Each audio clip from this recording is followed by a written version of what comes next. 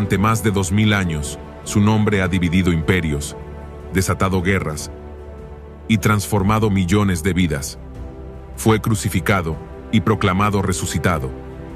Para algunos fue solo un hombre, un profeta, un sabio judío, pero para otros, Él es Dios mismo encarnado. Las Escrituras lo proclaman, las herejías lo niegan, y el mundo entero sigue debatiéndolo. ¿Quién fue realmente Jesús de Nazaret? ¿Un simple maestro? ¿O el creador del universo que se hizo carne y habitó entre nosotros? Estimado oyente, hoy exploraremos este tema a profundidad y veremos si verdaderamente Jesús es Dios. Antes de continuar, coméntanos, ¿crees que Jesús es Dios? Déjanos tu comentario. Empezamos.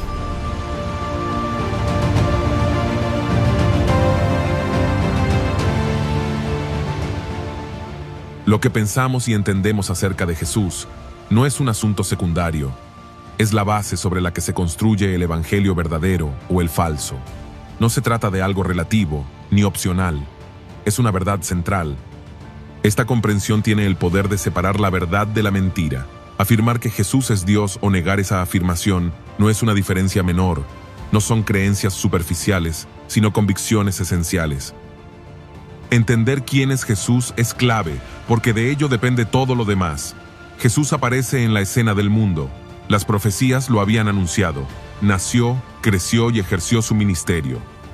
Predicó, enseñó, sanó, habló en sinagogas, desafió a los líderes religiosos y anunció la llegada del reino de Dios. Murió, fue sepultado y resucitó. Pero lo que ocurrió después cambió la historia.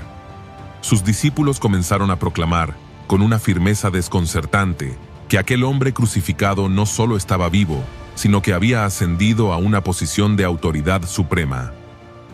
Su mensaje se esparció rápidamente desde Jerusalén hasta Roma.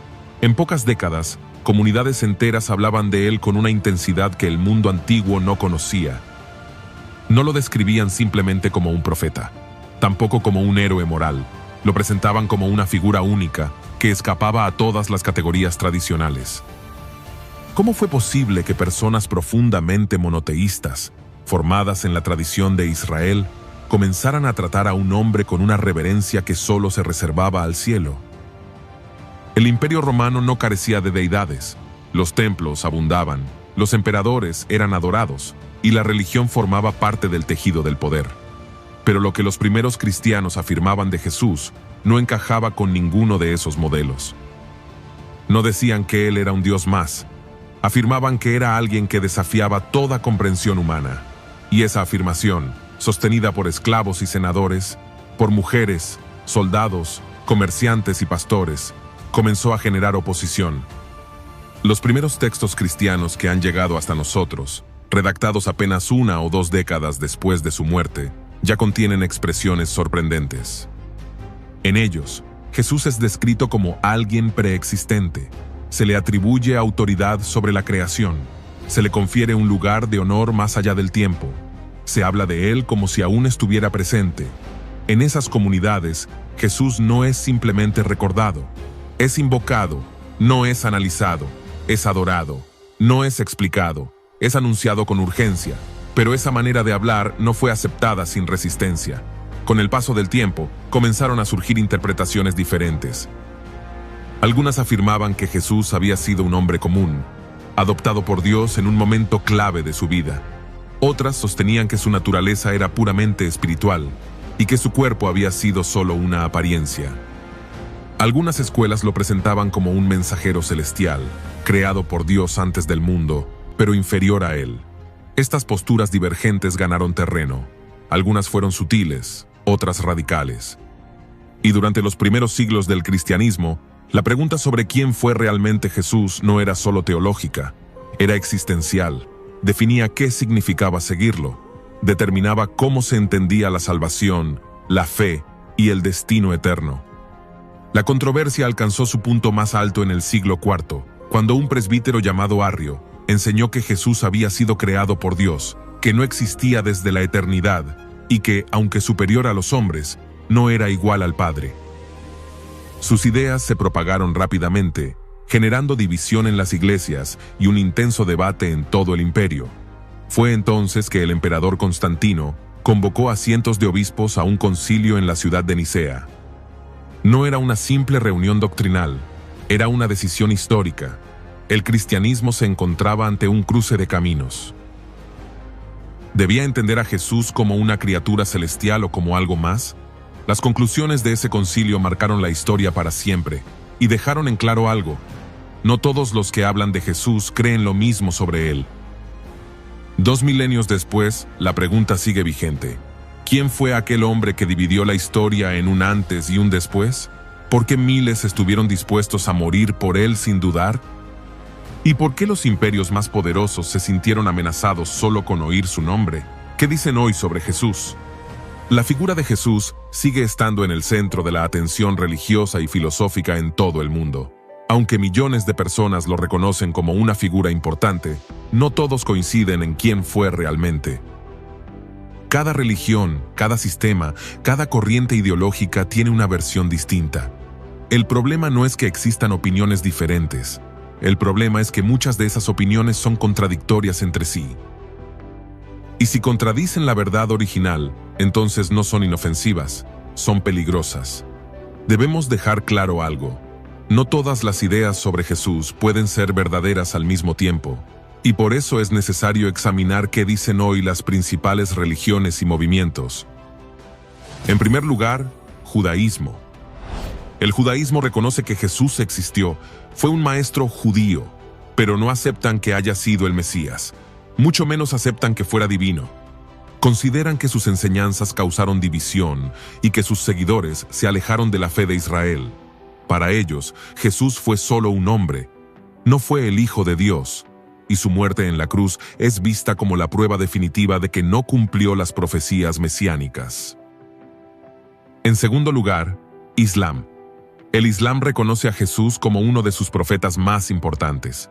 Lo llaman Isa, creen que nació de una virgen y que hizo milagros, pero niegan que haya muerto en la cruz. Dicen que fue elevado al cielo sin morir y que regresará algún día. También niegan rotundamente que Jesús sea Dios o el Hijo de Dios. Para el Islam, eso es una blasfemia. En tercer lugar, hinduismo. El hinduismo tiene una visión muy diferente. Algunos hindúes ven a Jesús como un sabio o un maestro iluminado. Otros lo consideran una encarnación divina más, entre muchas otras. No lo niegan, pero tampoco lo consideran único ni exclusivo. Jesús es una figura espiritual dentro de un universo lleno de deidades. En cuarto lugar, budismo. Para el budismo, Jesús no es parte esencial de su fe. Algunos budistas lo admiran como un hombre sabio, un modelo de compasión y sacrificio. Pero no lo adoran, no creen que haya resucitado, ni que sea Dios. Jesús es visto como un maestro moral, no como salvador.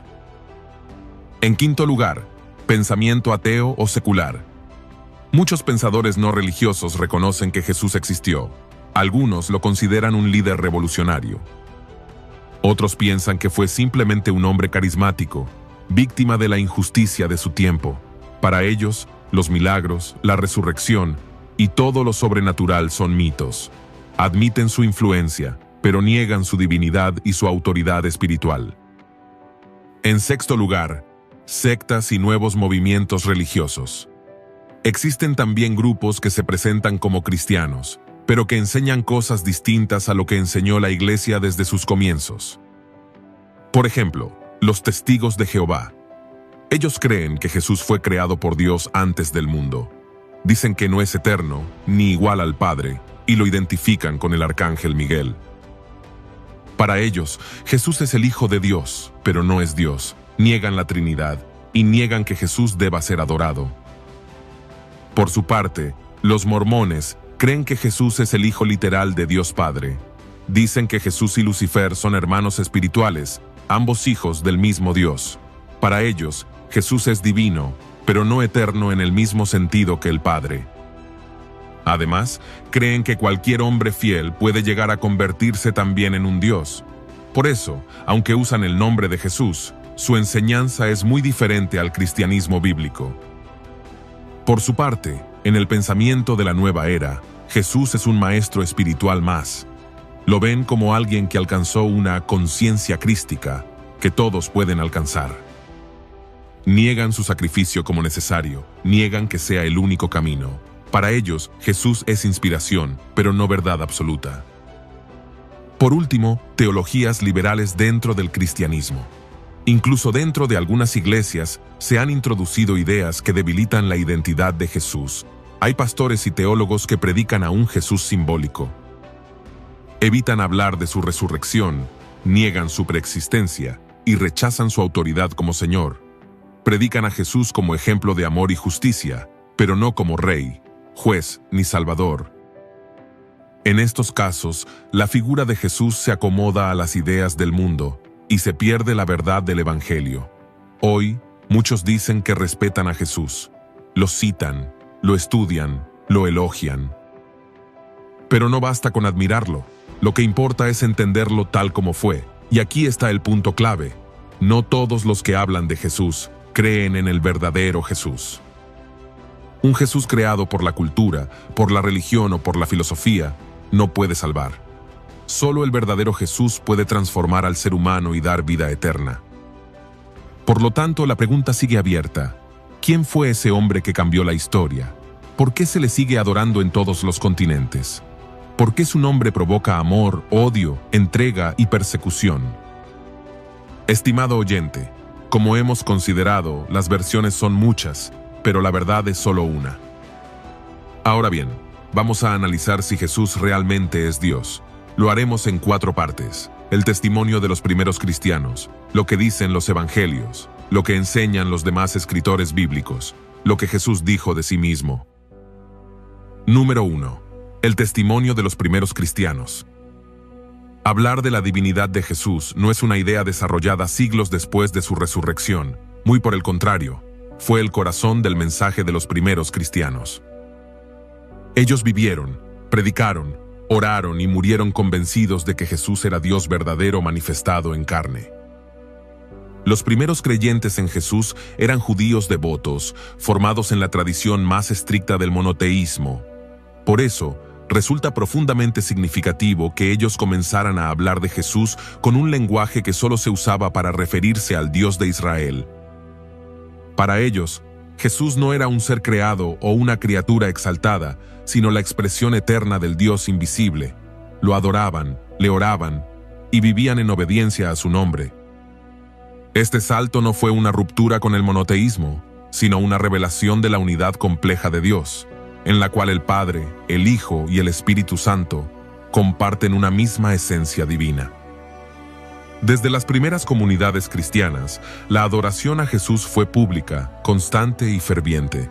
No era simplemente recordado como un gran maestro, sino invocado, reverenciado y glorificado como el Señor del cielo. Los himnos que se cantaban en sus reuniones, las oraciones elevadas en su nombre y las confesiones de fe que lo proclamaban como Salvador, muestran con claridad que su divinidad no fue una elaboración posterior, sino una convicción inmediata. Los cristianos bautizaban en su nombre, invocaban su autoridad en la sanidad y liberación, y se reunían para partir el pan en memoria de su cuerpo y sangre, en clara alusión a su centralidad divina. Los escritos de los primeros líderes cristianos, algunos discípulos directos de los apóstoles, refuerzan esta creencia.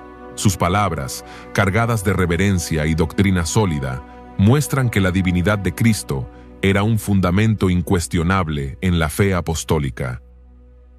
Ignacio de Antioquía, mártir del siglo I y discípulo del apóstol Juan, se refirió repetidamente a Jesús como nuestro Dios. Justino Mártir, filósofo cristiano del siglo II, escribió que Cristo era el Verbo eterno del Padre, preexistente, por quien fueron creadas todas las cosas. Lo llama el Hijo unigénito del Padre y afirma que era adorado por los cristianos como Dios. Ireneo de León, discípulo de Policarpo, quien a su vez fue discípulo del apóstol Juan, declaró que el Verbo eterno se encarnó verdaderamente y que en Cristo estaba la plenitud de Dios en forma visible. Su teología está centrada en la idea de que solo Dios podía redimir al hombre, y por tanto, el Redentor debía ser Dios. Incluso Tertuliano, uno de los primeros teólogos en escribir en latín, defendía la unidad de esencia entre el Padre y el Hijo. Aunque distinguía personas, afirmaba que Jesús era Dios verdadero.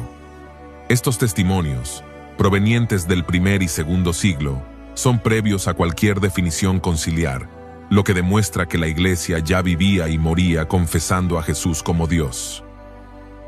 No olvidemos que confesar a Jesús como Señor en el mundo grecorromano no era un acto inocente ni meramente religioso. La palabra griega Kyrios, traducida como Señor, tenía una profunda carga teológica y política. En el Imperio Romano, llamar Kyrios al César no era simplemente reconocer su autoridad civil, era atribuirle divinidad, ya que al César se le rendía culto como a un Dios viviente. Decir el César es Kyrios equivalía a decir que el César es Dios. En este contexto, cuando los cristianos afirmaban que Jesús es el Kyrios, estaban haciendo una declaración sumamente peligrosa y radical. Proclamaban que Jesús es Dios y que su autoridad era superior a la del César. Esta confesión no solo era vista como una afrenta política, sino también como una herejía civil, un acto de traición al imperio. Por esta razón, los primeros cristianos fueron perseguidos, encarcelados, torturados y asesinados. No morían simplemente por seguir a un maestro moral o a un profeta honorable.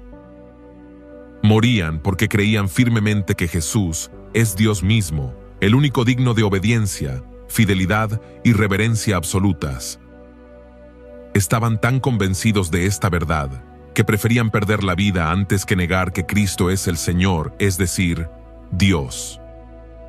Su confesión era más que una fórmula religiosa, era una declaración de lealtad exclusiva a Cristo, como el verdadero y único Rey y Dios soberano.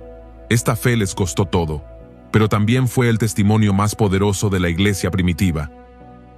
Por lo tanto, el testimonio de los primeros cristianos es contundente: Jesús es Dios. Esta no fue una idea impuesta siglos después, sino una convicción espiritual, teológica y existencial desde los orígenes del cristianismo. Lo proclamaron en sus credos, lo confesaron en sus cánticos, lo adoraron en sus reuniones y lo defendieron hasta la muerte.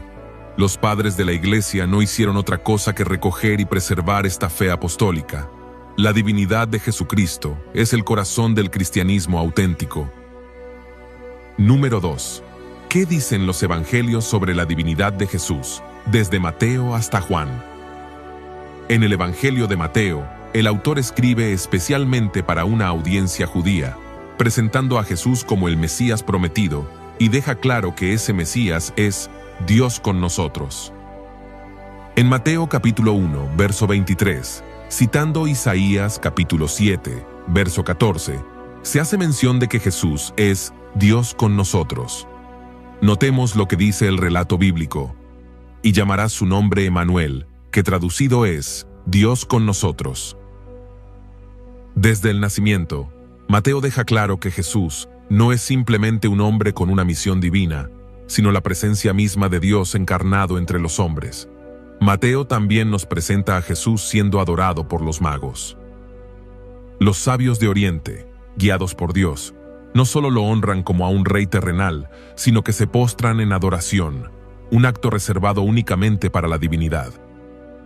Otra de las cosas que menciona Mateo es que Jesús habla con autoridad divina, diciendo repetidamente, pero yo os digo, a lo largo del Sermón del Monte. Jesús no dice Dios dice, o la ley dice, sino yo os digo, colocándose como el legislador supremo, igual a Dios, reinterpretando con autoridad propia lo que fue dado en el Sinaí. Tertuliano enseña que en el Sermón del Monte se revela a Cristo como el nuevo legislador divino, que no cancela la ley, sino que la cumple con potestad divina. Y por último, en Mateo capítulo 14, verso 33, los discípulos al ver a Jesús calmar la tormenta, lo adoran, reconociendo que están ante alguien más que un hombre, están ante el Hijo Divino. Ahora bien, veamos qué dice al respecto el Evangelio de Marcos. El Evangelio de Marcos presenta a Jesús como el siervo poderoso, pero aún así nos muestra su divinidad con claridad a través de sus obras y autoridad.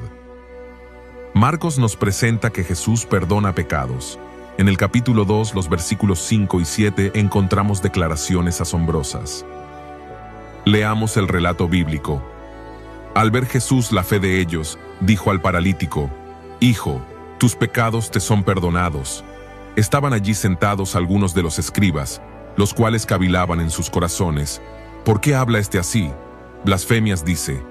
¿Quién puede perdonar pecados sino solo Dios?». Los escribas lo acusan de blasfemia porque entienden lo que está implicando. Jesús tiene el poder que solo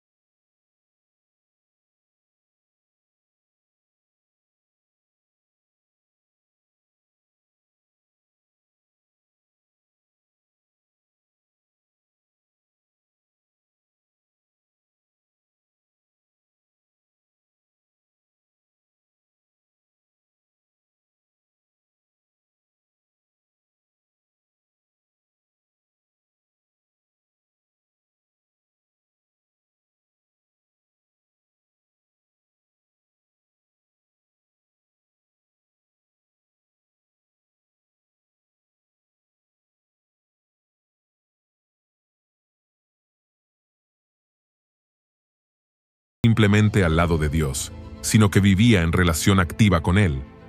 Esto indica que el Verbo es una persona, distinta del Padre, pero en perfecta comunión con Él desde la eternidad. No es una fuerza impersonal ni una manifestación temporal, es una persona divina, en relación con otra persona divina. Finalmente se nos dice: «Y el Verbo era Dios». Esta es la declaración más fuerte y clara, en griego, kaiteos en hologos. No hay ambigüedad. Juan afirma con solemnidad que el Logos es de la misma naturaleza que Dios, es plenamente Dios.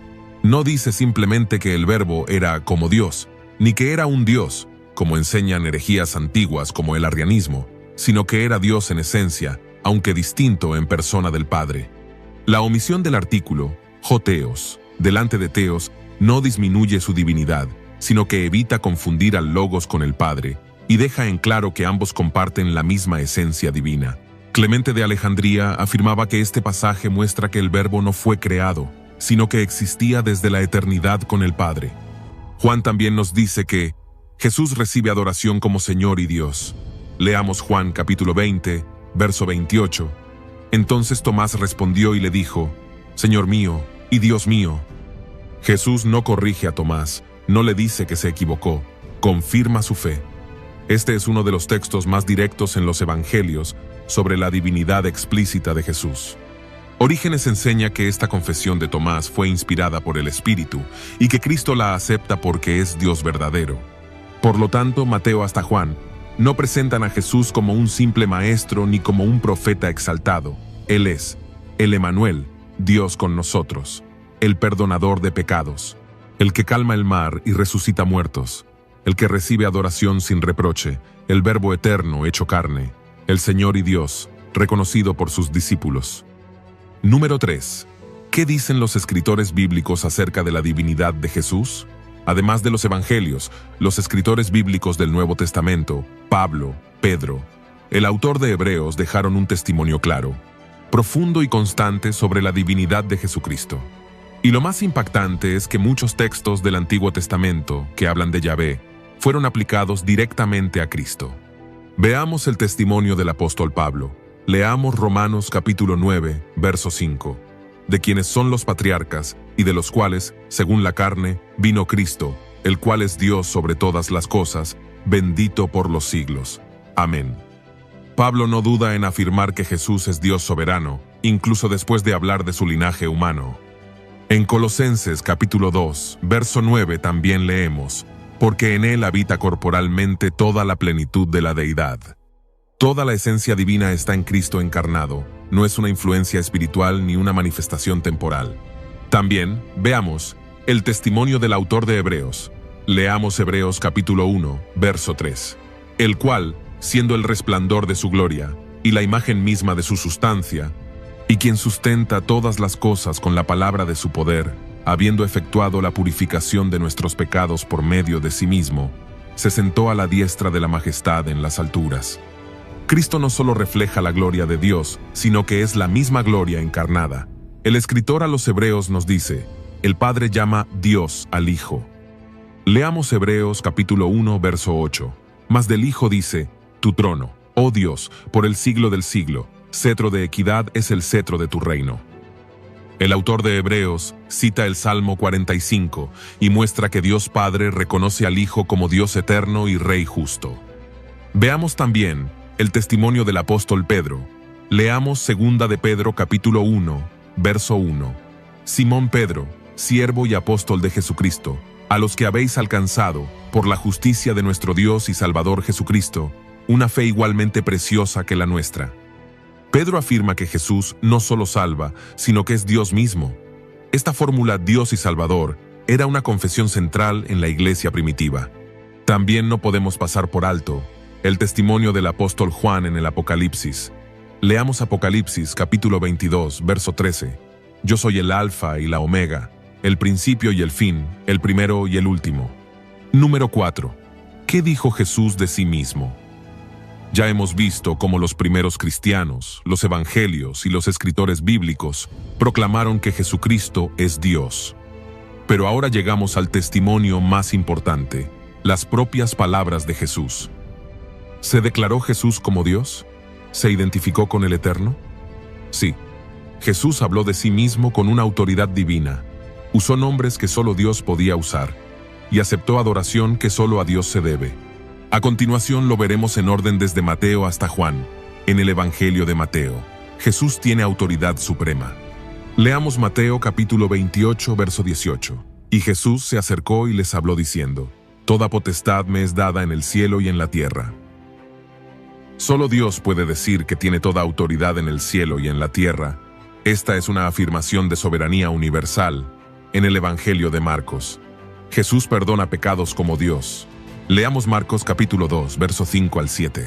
Al ver Jesús la fe de ellos, dijo al paralítico: Hijo, tus pecados te son perdonados. Estaban allí sentados algunos de los escribas, los cuales cavilaban en sus corazones: ¿por qué habla este así?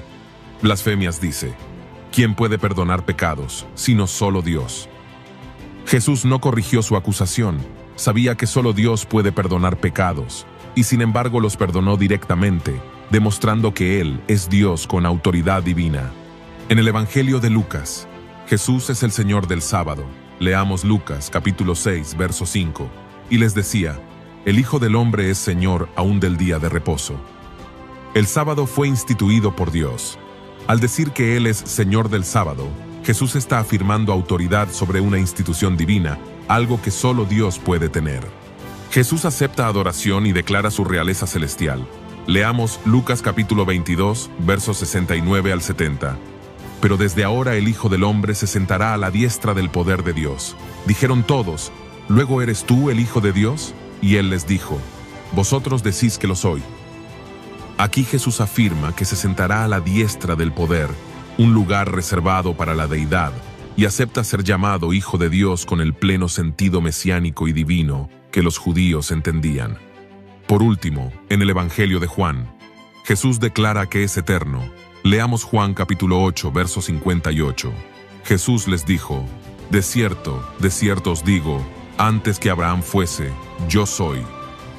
Esta es una de las declaraciones más poderosas de su divinidad. Yo soy, ego eimi en griego, es el nombre que Dios reveló a Moisés en Éxodo capítulo 3, verso 14. Yo soy el que soy. Los judíos entendieron perfectamente lo que Jesús quiso decir, por eso querían apedrearlo. El mismo Evangelio, Jesús afirma que Él y el Padre son uno. No se refiere a unidad moral solamente, sino a unidad de esencia. El contexto lo demuestra, porque inmediatamente los judíos quisieron apedrearlo por blasfemia. Jesús afirmó con sus palabras y respaldó con sus acciones que Él es Dios. Todo esto demuestra que Jesús no fue un simple maestro, ni solo un profeta.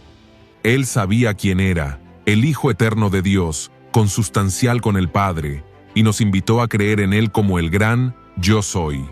Ahora bien, si Jesús es Dios o no, esto no es un punto de vista personal ni una opinión doctrinal más. Es una verdad eterna, innegociable y decisiva para la salvación. Porque poner a Jesús al nivel de una criatura y no del Dios coeterno es rebajar su gloria, anular el poder de su cruz y minimizar la redención. Si Jesús no es Dios, no hay salvación verdadera. Veamos a continuación el peligro de negar su deidad, y sería un evangelio falso. En primer lugar, negar su divinidad es permanecer en pecado. El mismo Jesús lo advirtió con palabras solemnes. Leamos Juan capítulo 8, verso 24. Por eso os dije que moriréis en vuestros pecados, porque si no creéis que yo soy, en vuestros pecados moriréis. Aquí Jesús usa el nombre divino, Yo Soy, el mismo que Dios usó ante Moisés. Negar que Él es ese Yo Soy es permanecer en condenación. Solo si Jesús es Dios, su sangre nos puede redimir. Si Cristo fuera solo un hombre, su muerte no tendría valor eterno. Pero Él es Dios encarnado, y por eso su sacrificio es suficiente. Leamos Hebreos capítulo 9, verso 14. Cuánto más la sangre de Cristo, el cual mediante el Espíritu Eterno se ofreció a sí mismo sin mancha a Dios, limpiará vuestras conciencias de obras muertas para que sirváis al Dios vivo. Solo una ofrenda divina podía limpiar la conciencia, romper la maldición del pecado y abrirnos camino hacia Dios. En segundo lugar, no reconocerlo es no tener al Padre. No se puede tener comunión con el Padre sin reconocer plenamente al Hijo. Esto no lo inventó la Iglesia, lo dice la palabra. Leamos 1 de Juan capítulo 2, verso 23. Todo aquel que niega al Hijo tampoco tiene al Padre. El que confiesa al Hijo tiene también al Padre. Esto derrumba toda religión que dice creer en Dios, pero niega que Jesús es Dios. Sin el Hijo, no hay acceso al Padre. En tercer lugar, el juicio alcanzará a todo el que niegue su señorío. Dios el Padre ha determinado que toda rodilla se doble ante el Hijo. No es una opción, es un decreto eterno. Leamos Filipenses, capítulo 2, versos 10 y 11.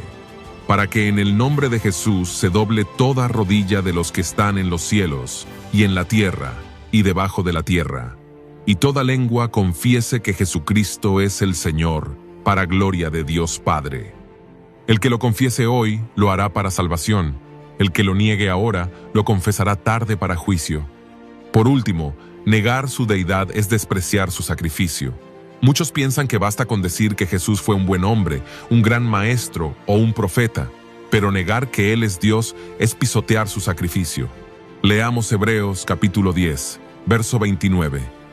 ¿Cuánto mayor castigo pensáis que merecerá el que pisoteare al Hijo de Dios, y tuviere por inmunda la sangre del pacto en la cual fue santificado, e hiciere afrenta al Espíritu de gracia? Por lo tanto, todos aquellos que rechazan la divinidad de Jesucristo, es decir, que no creen que Él es Dios eterno, igual al Padre en esencia y gloria, no pueden ser salvos. Porque sin reconocer quién es realmente Jesús, no hay verdadera fe, ni redención, ni comunión con el Padre. No basta con verlo como un maestro, como un profeta o como un ejemplo de amor. Él es el Verbo eterno que se hizo carne, el Dios hecho hombre, el único camino al Padre, el Salvador del mundo. Negar su deidad es cerrar la puerta de la gracia y quedarse bajo la condenación del pecado. Amigo oyente, hoy es un momento propicio, un tiempo de decisión. No pospongas más tu entrega. Ríndete ante el Rey eterno. Reconócelo como tu Salvador, pero también como tu Dios. Dobla tu corazón delante de aquel que un día hará que toda rodilla se doble, en el cielo, en la tierra y debajo de la tierra. Que este mensaje haya tocado tu alma y abierto tus ojos a la verdad eterna del Evangelio. Si aún no lo has hecho, hoy es el día para confesar con tu boca que Jesús es el Señor y creer en tu corazón que Dios lo resucitó de los muertos, y así recibirás vida eterna. Así llegamos al final de este video. Esperamos de corazón que haya sido de gran bendición para tu vida y que haya tocado tu corazón con una reflexión profunda. Te invitamos a darle me gusta, suscribirte a nuestro canal y compartir este mensaje con tus familiares y amigos para que ellos también puedan ser edificados por esta enseñanza. Que Dios te bendiga abundantemente.